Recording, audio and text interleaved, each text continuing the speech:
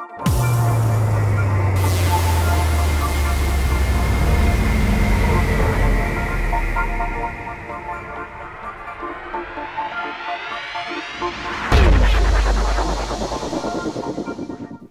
une journée inoubliable.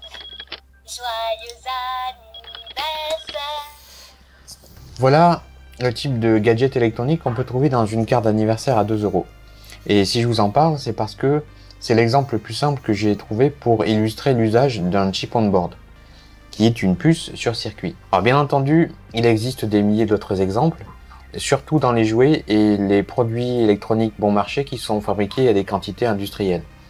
Parce que la particularité de ce chip on board, c'est d'avoir un design particulièrement optimisé et des coûts de fabrication tellement réduits que on le place directement sur le circuit imprimé avec un minimum de composants passifs ou de transistors autour. Alors pour revenir à ce circuit, il est tellement basique qu'il ferait presque pitié. Il y a 2 piles de 3 volts chacune, 4 composants de surface, donc 2 résistances, 2 condensateurs, un haut-parleur et le circuit intégré qui est caché sous cette goutte de polyépoxyde. Le tout est monté sur un circuit simple face sans aucun trou, et voilà, le tour est joué. J'évoquais tout à l'heure les jouets électroniques qui sont des très bons candidats pour les chip on board, et en effet, sur ce genre de jouet là, il comporte un circuit sur lequel on peut voir des composants passifs, 2 transistors, 2 condensateurs, et de l'autre côté, 4 chip on board et rien d'autre.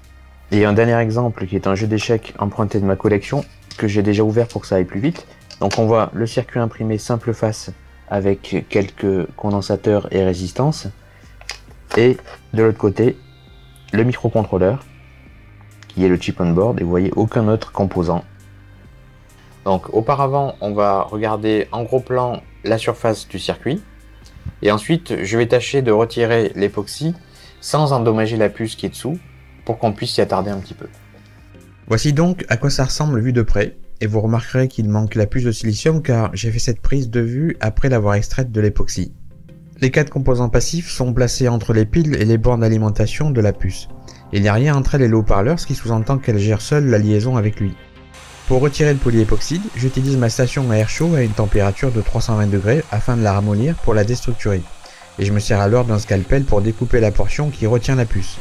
Mais le problème, c'est que la plupart de ces puces sont faiblement collées contre le circuit imprimé. Et il n'est pas rare que quand on arrive à découper le plastique ramolli, la puce reste emprisonnée dedans. Comme c'est précisément le cas ici. Dommage. Et comme il fallait s'y attendre, on a affaire là à un petit circuit intégré qui ne mesure pas plus de 4 mm de long. La face qui nous intéresse est bien sûr celle qui est encore enfouie sous la matière noire. Mais on peut quand même jeter un coup d'œil rapide à cette face-là aussi. La partie blanchâtre est la colle qui permet de retenir la puce plaquée contre le circuit imprimé. Maintenant, l'idée est de ramollir le morceau découpé pour qu'il relâche la puce juste avant de s'effriter, parce que l'époxy, une fois chauffé à de telles températures, se déforme et se disloque. Je suis obligé de travailler là sous une caméra loupe grossissante tellement la surface est petite et la prise avec les pinces miniatures est instable. Et cette fois, la puce reste définitivement accrochée à son morceau comme une moule à son rocher. Et je n'ai donc pas d'autre choix que de sortir l'artillerie lourde, à savoir l'acide sulfurique à 96%. Sur une plaque chauffante qui est déjà à plus de 250 degrés, j'ai donc préparé mon installation habituelle en extérieur et je préchauffe le récipient en céramique contenant un fond d'acide jusqu'à ce qu'on atteigne environ 130 degrés pour que j'y plonge le morceau. Il se dissout quasi instantanément comme en témoigne cette trace noire que vous voyez là.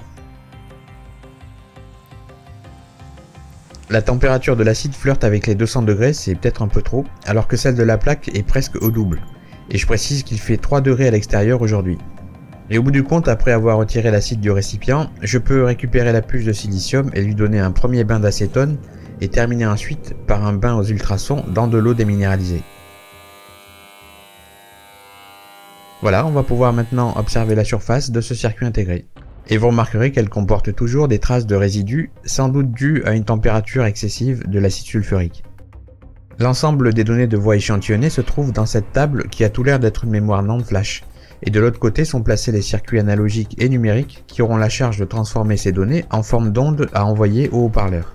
Et cette configuration est effectivement celle d'un chipcorder, qui est une puce capable d'enregistrer, stocker et rejouer du son pendant plusieurs secondes. On peut constater ici que seulement la moitié des bornes sont connectées.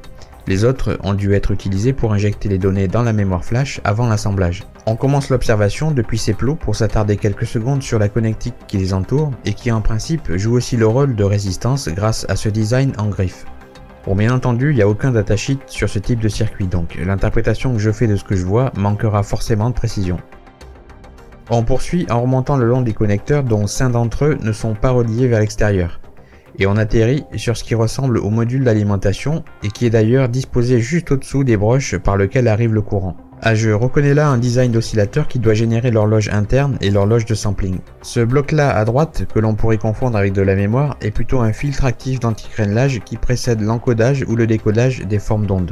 Et on peut lire à droite une indication sur le fabricant de cette puce, c'est Winbond.